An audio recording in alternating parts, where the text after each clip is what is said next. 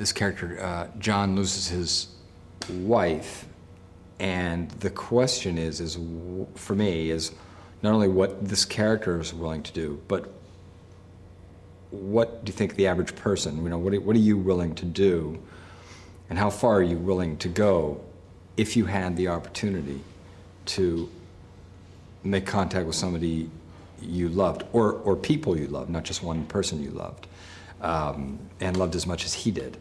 That's something I really had never really thought about.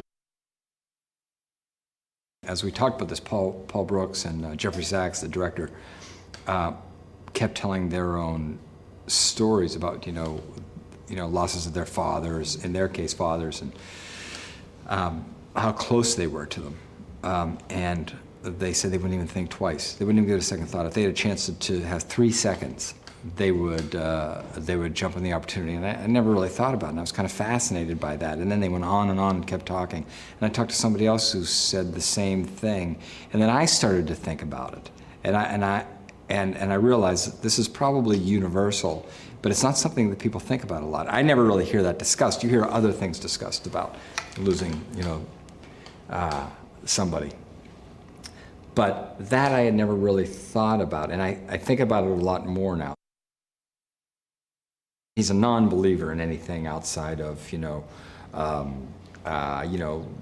get up in the morning, you brush your teeth, you go to work, you work hard, you try to be a good person, and there may be some life after death, there may not be, and, pretty straight ahead. So anything outside of that is not necessarily something I don't think he's even been really that curious about it, let alone a believer. So he slowly gets won over to at least the possibility of exploring something that would give him the opportunity to maybe make contact. Then it slowly starts to unravel, and that's where the fun begins. That's when it really gets fun, and I gotta say, really scary. There's a thing that I had learned about that I didn't know exists, which is called EVP, which is, what white noise comes from, which is some sort of electronic communication from the other side. This is the theory. Now, it's a theory, except that there are, and I learned this actually while we were talking about doing it, while I was getting closer to me saying, yeah, I think I want to do this. There are websites, and apparently a lot of websites dedicated to this, and that was news to me. So this is I guess relatively common knowledge that I had no idea existed.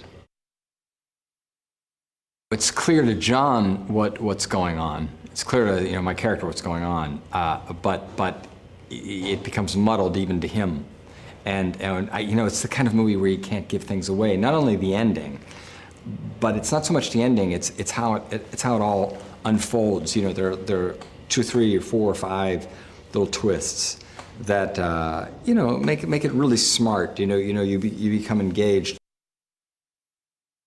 She becomes a friend, and she kind of helps explain this world to me. But then what happens is then I kind of overtake her. The student becomes the teacher to some degree.